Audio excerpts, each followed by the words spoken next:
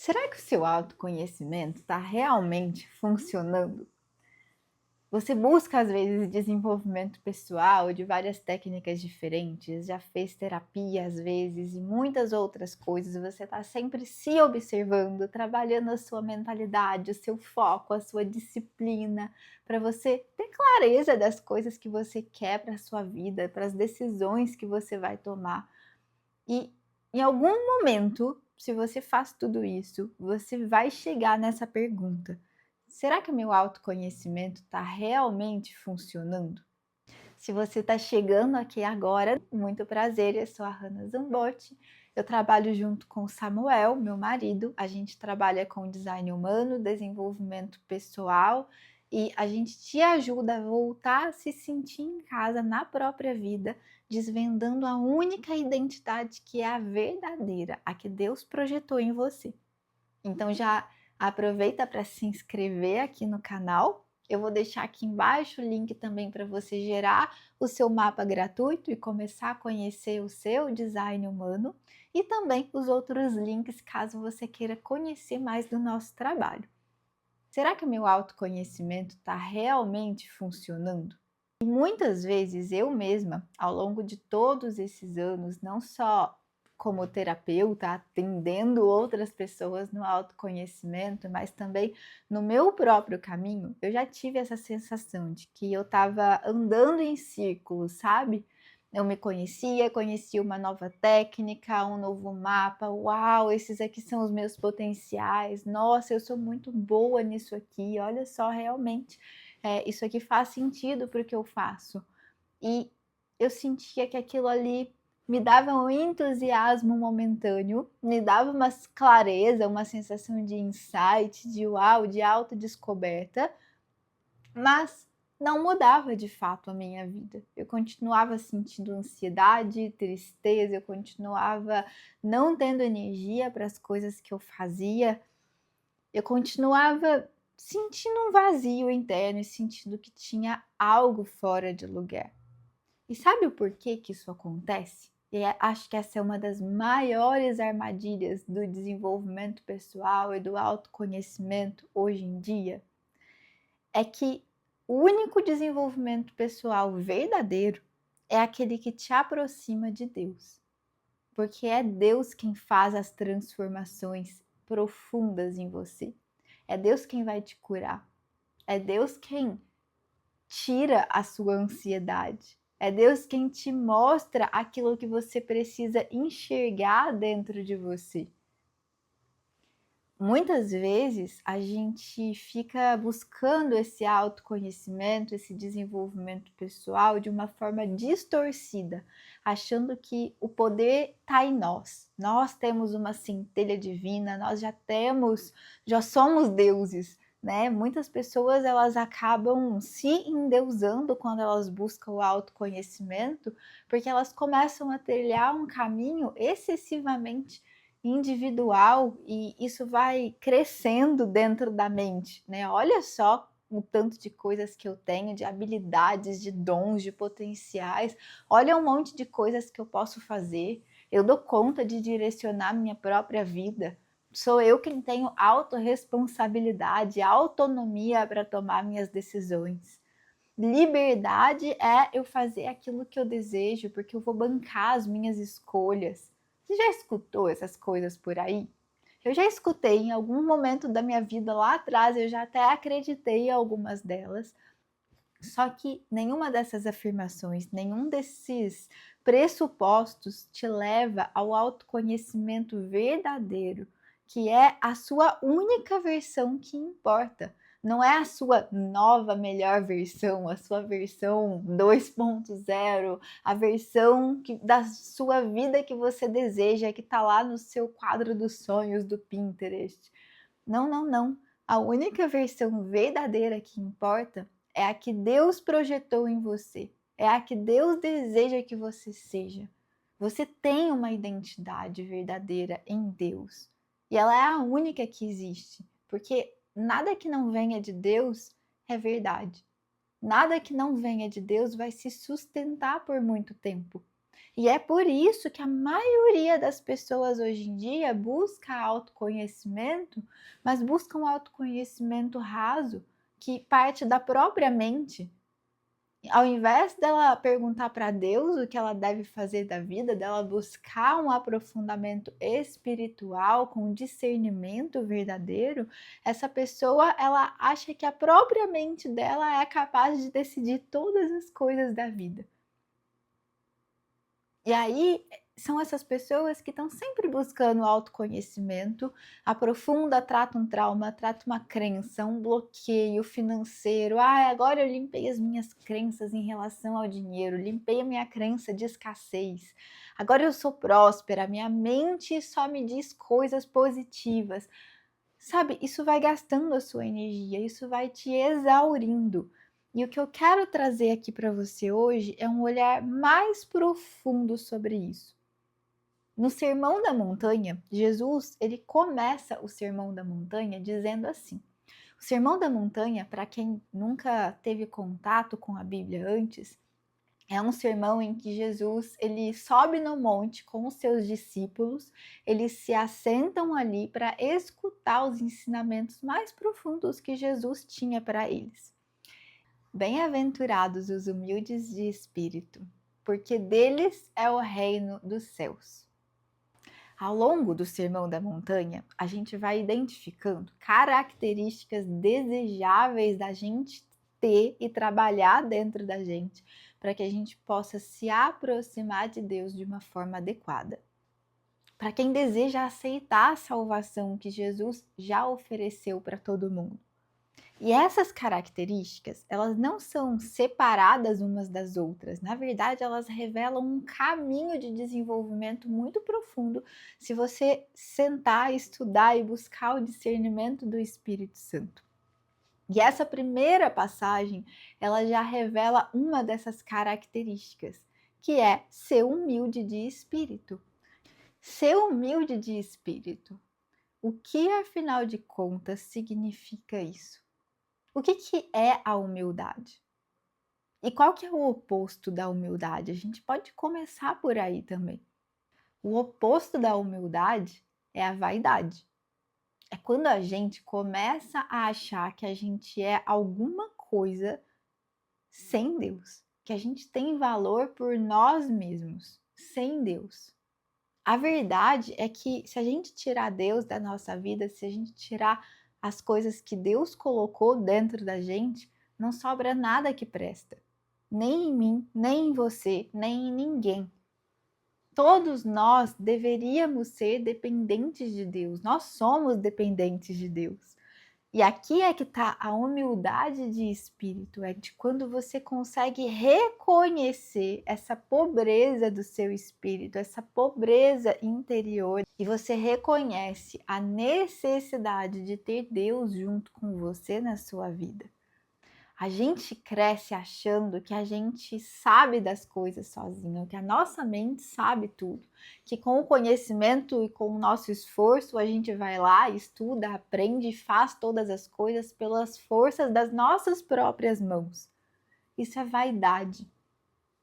Tudo que você faz partindo desse pressuposto te leva à morte. E não só a morte física, mas a morte interior também. Isso me lembra do Salmo 49. Eu gosto muito de estudar os Salmos e de ler os Salmos todo dia. E o Salmo 49, ele diz muito sobre esse assunto. E eu até anotei para trazer para vocês. Porque ele fala assim, em uma parte dele, eu não vou ler ele todo, tá? O seu pensamento íntimo é que as suas casas serão perpétuas e as suas moradas para todas as gerações. Chegam a dar seu próprio nome às suas terras.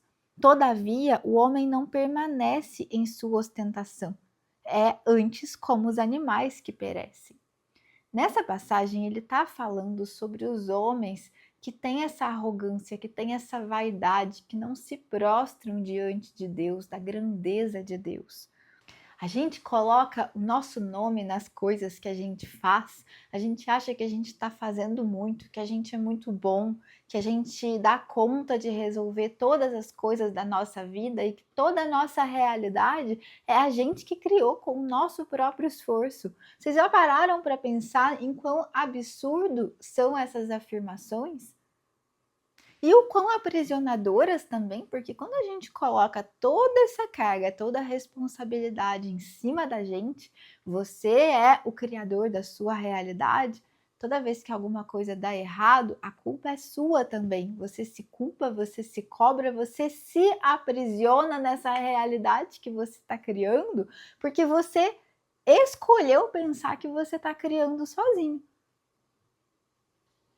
E no final desse salmo, ele diz assim: o homem revestido de honrarias, mas sem entendimento, é antes como os animais que perecem. Como os animais que perecem, que morrem. Tudo que você faz, mesmo as coisas que você recebe honra, reconhecimento, elogios por aquilo que você faz, se você acha que é você quem está fazendo aquilo tudo, você está construindo um castelo de areia que em algum momento ele vai acabar. Pode ser quando você morrer, então quando você morre, seu corpo morre. Todo mundo vai morrer um dia. Independente do que você faça da sua vida, você vai morrer um dia. Você não é imortal, você não dura para sempre. E as suas obras também não duram para sempre se é você quem está fazendo sozinho.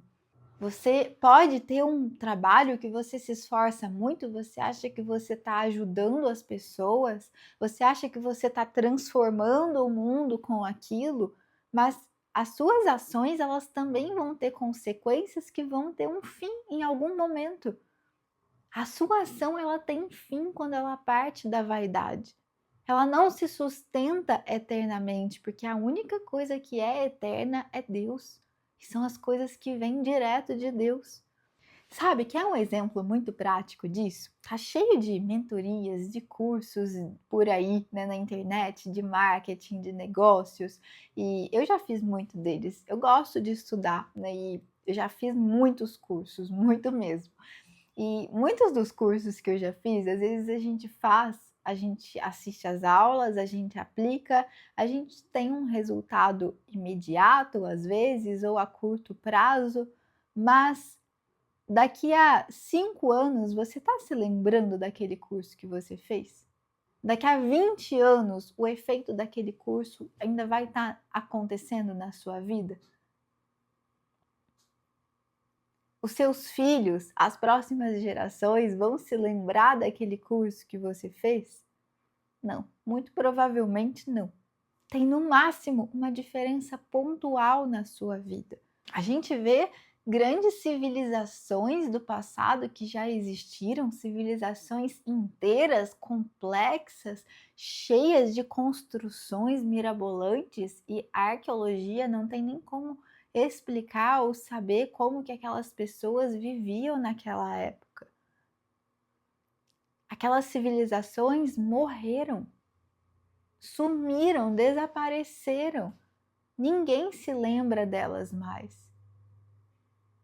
A gente acha que a gente é muito importante, que as coisas que a gente está fazendo são muito importantes, que nós que fazemos todas as coisas, nós transformamos a vida das pessoas que estão ao nosso redor. Mas a única coisa que dura eternamente, a única coisa que tem um valor verdadeiro, são as coisas que a gente faz para Deus, que a gente entrega para Deus, que a gente reconhece a ação de Deus através das nossas ações. E não com vaidade de, uau, Deus está me usando. Não, não é isso. Realmente essa humildade de espírito, a gente reconhecer que a gente precisa de Deus. Não é Deus quem precisa da gente, é a gente quem precisa de Deus. E Deus nos ama tanto que Ele colocou o Filho dele aqui na Terra para morrer por nós e nos salvar, nos limpar, nos purificar de todos os pecados. E quando eu digo pecados, não é só no sentido que as pessoas religiosas por aí às vezes pregam. Tudo que a gente faz sem dar honra a Deus, tudo que a gente faz sem entregar para Deus, tudo que a gente pensa e que a gente não entrega para Deus, que a gente não se lembra sequer de Deus, é um pecado. E olha esse salmo, ele fala assim em um determinado momento: mas Deus remirá a minha alma do poder da morte, pois ele me tomará para si. Jesus disse: eu sou o caminho, a verdade e a vida, e ninguém vem ao Pai senão através de mim. Eu sou o caminho, não um dos caminhos, o caminho. Eu sou a verdade e a vida. Tudo o que não é feito buscando a comunhão com Jesus Cristo, com Deus, leva à morte. E é por isso que muito autoconhecimento que a gente vê por aí não gera um efeito desejado. Você não encontra uma paz que dura, uma realização que dura. Você está sempre tratando de algum desequilíbrio, de alguma coisa que está te incomodando, algum trauma. Sempre tem uma crença para limpar. E isso não acaba nunca, porque você não está reconhecendo o poder de Deus na sua vida. E aqui a gente entra num ponto importante, porque tem muita gente por aí, essa galera da nova era, de expansão da consciência, que diz que não existe pecado, que Deus ama todo mundo e que não existe pecado. Que você se dizer pecador, você se colocar nesse lugar de humildade de espírito, de você se prostrar aos pés de Deus e reconhecer que você precisa de Deus, é uma crença limitante. Essas pessoas dizem que se você reconhece que você é pecador e que você precisa ser salvo, então você está tirando a sua responsabilidade da sua vida. Você está tirando a sua autonomia para decidir a sua vida. Porque você fica esperando alguém te salvar.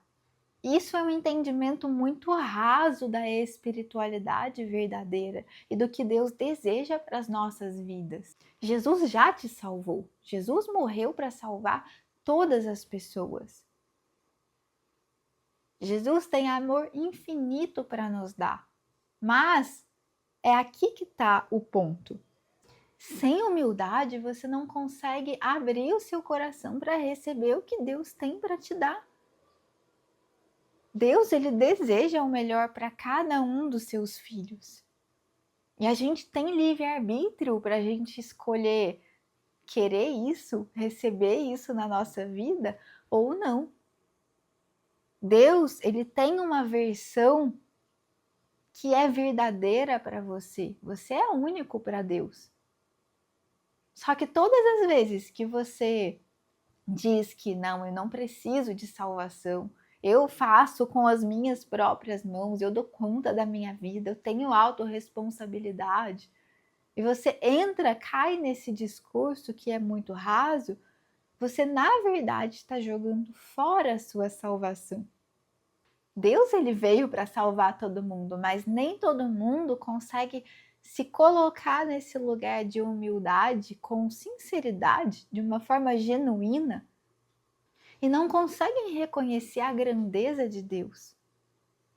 Diante da nossa pequenez, não conseguem reconhecer que não existe um sucesso verdadeiro, uma abundância verdadeira, felicidade verdadeira sem Deus. Não importa o que você faça da sua vida. Um projetor, por exemplo, o design humano, ele deixa isso extremamente claro, é extremamente simples. Se a gente pega um projetor, uma pessoa do tipo áurico projetor, essa pessoa, tudo que ela mais quer na vida é ser vista, é ser reconhecida, é ter sucesso, ela quer ser escutada, ela quer ser uma autoridade para as outras pessoas. Porque os projetores nasceram com uma visão diferente, eles enxergam coisas que as outras pessoas não enxergam na hora de resolver um problema, de melhorar alguma coisa que está sendo feita. Então, o que um projetor mais quer é que as suas ideias sejam escutadas por alguém, que sejam valorizadas. E aqui é que está a ironia. Deus, ele tem um senso de humor, porque Os projetores, eles são os únicos, as únicas pessoas que nasceram para ter sucesso, para serem reconhecidas, para terem esse reconhecimento, esse elogio das outras pessoas, de uma forma alinhada, de uma forma saudável. Só que o projetor, ele esquece de Deus e ele quer ser reconhecido pela visão dele, pelas coisas que ele faz, e ele se esforça e faz de tudo para que as pessoas escutem ele. E às vezes ele até consegue um reconhecimento falso, um reconhecimento aparente, porque, gente, vamos ser muito sinceros, a gente vive num mundo de ilusão, de engano, em que as pessoas não são verdadeiras.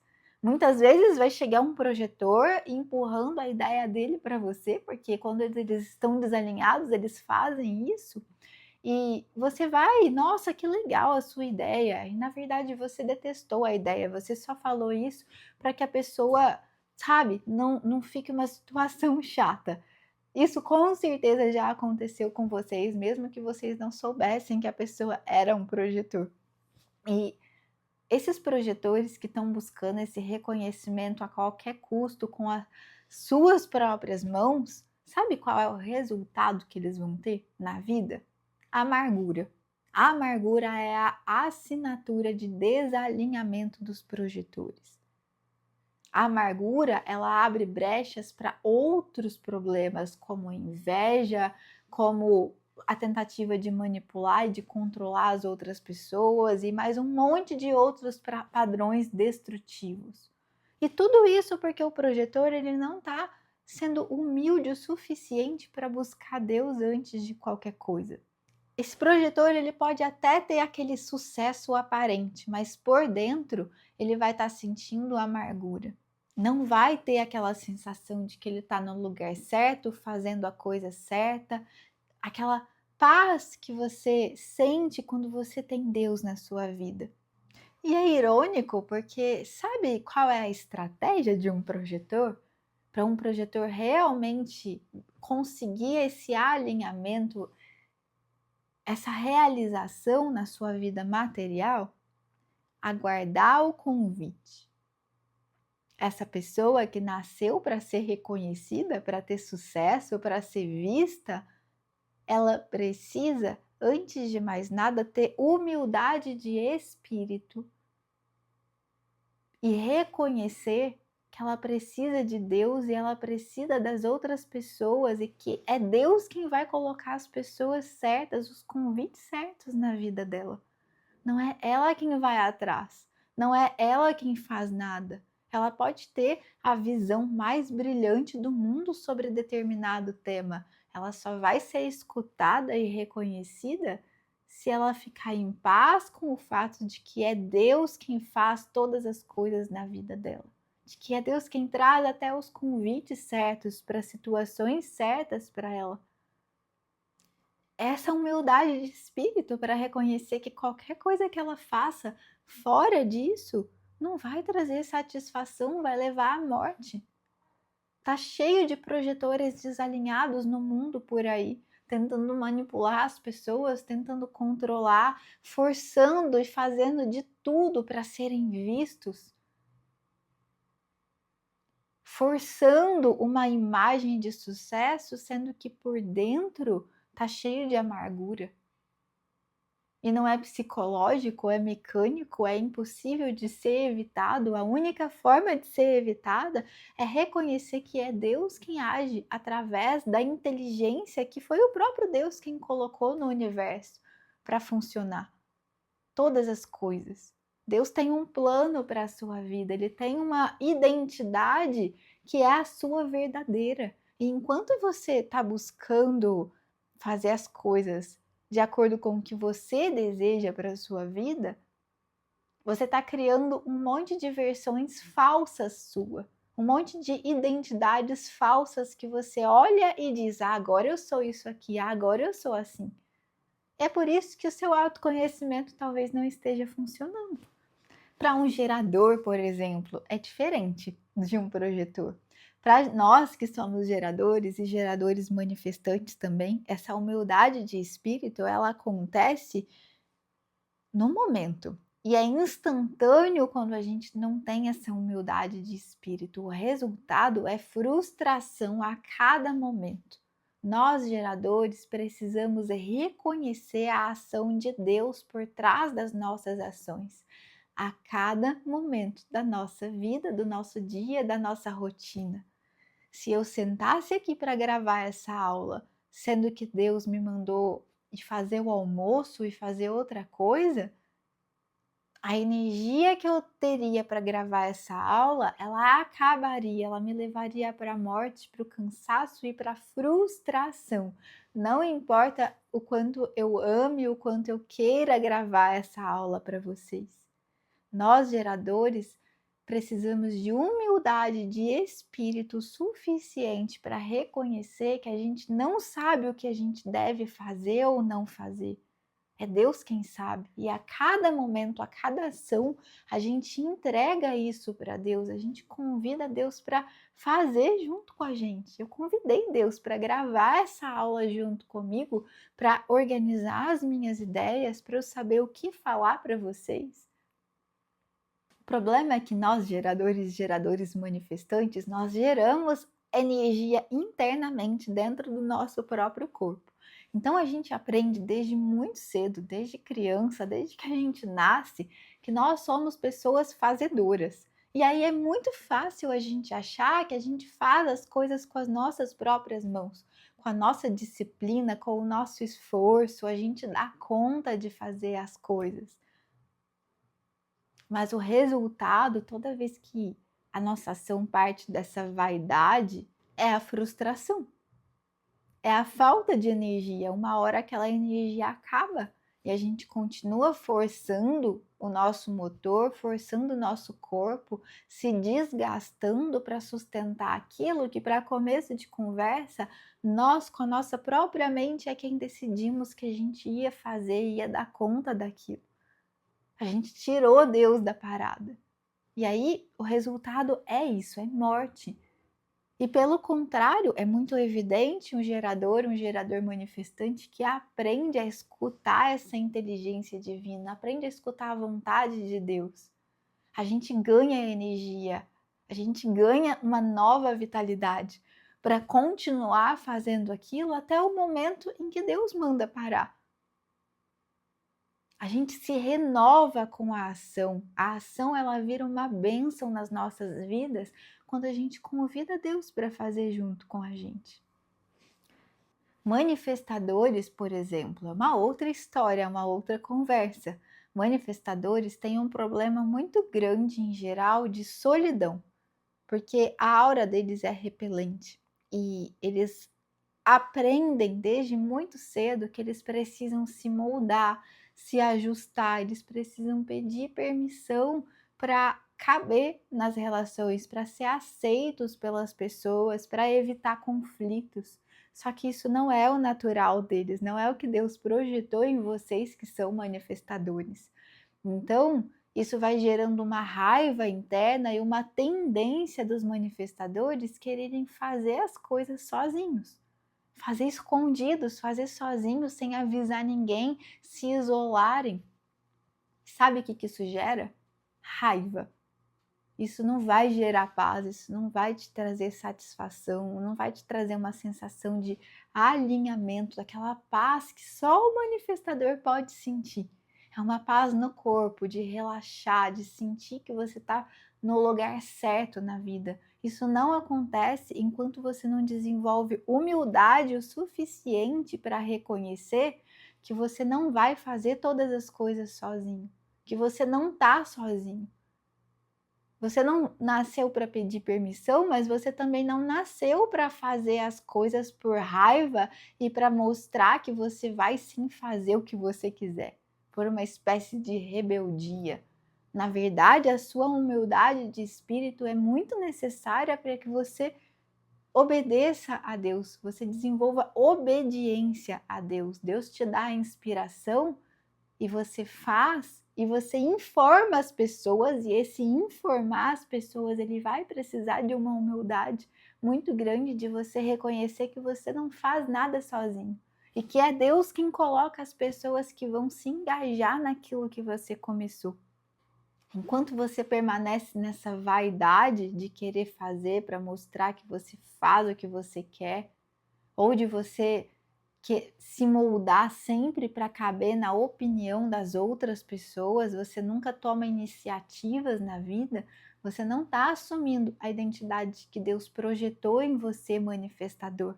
Você é a única pessoa, são os únicos no mundo que nasceram para sair fazendo aquilo que vieram fazer, sem pedir permissão, sem esperar um tempo para responder. Quando Deus te dá a inspiração, o que Ele espera de você é a obediência. E essa obediência, ela te traz muitos desafios se você não desenvolve a humildade de espírito, se você não reconhece que você precisa daquilo que Deus está te dando. E por fim, os refletores, né, são as pessoas que, em geral, elas querem se definir, elas querem encontrar quem elas realmente são. São pessoas que estão o tempo todo buscando quem eu sou de verdade.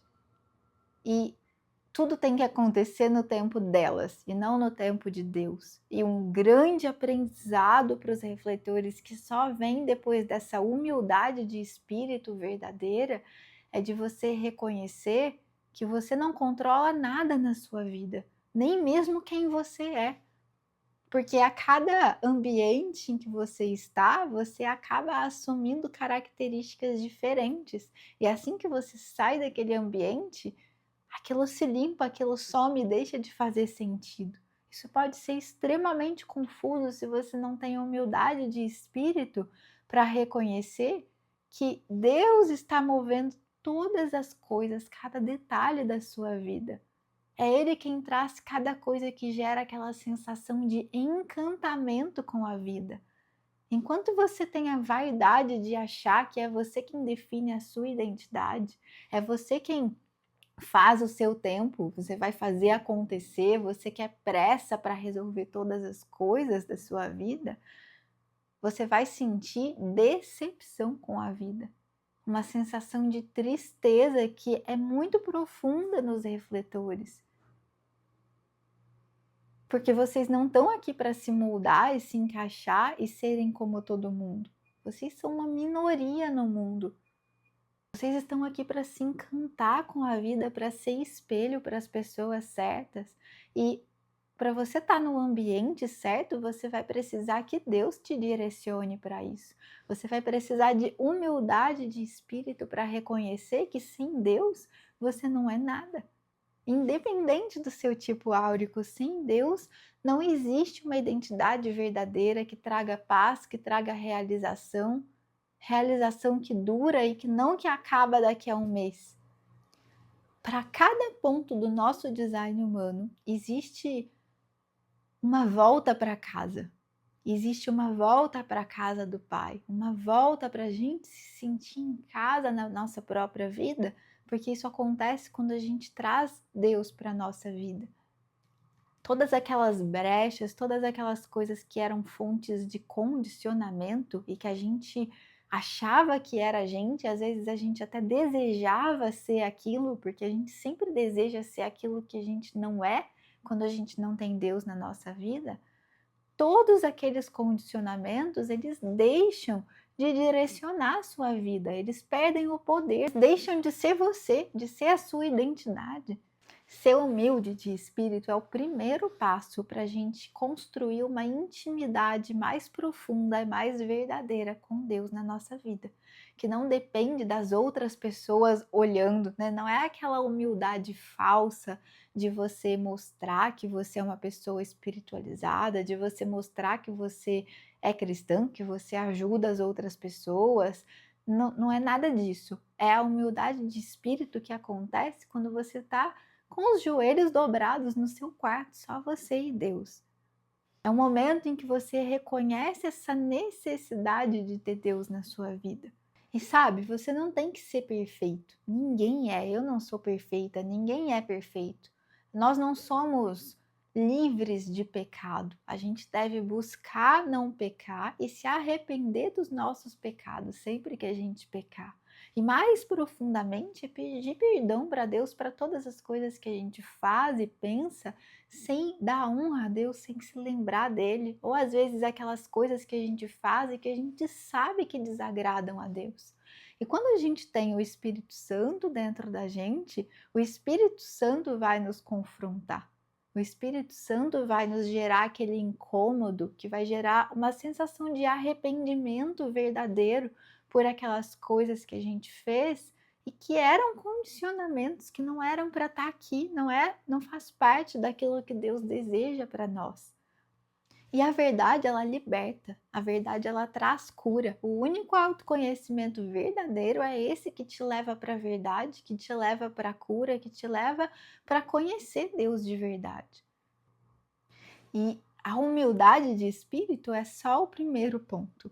Logo depois, no Sermão da Montanha, a gente lê assim: bem-aventurados os que choram, pois eles serão consolados. Essa passagem é extremamente profunda, é uma segunda habilidade desejável, uma característica desejável dentro da gente, para que a gente se aproxime ainda mais de Deus. E no próximo vídeo eu vou continuar esse estudo com vocês, a gente se vê lá.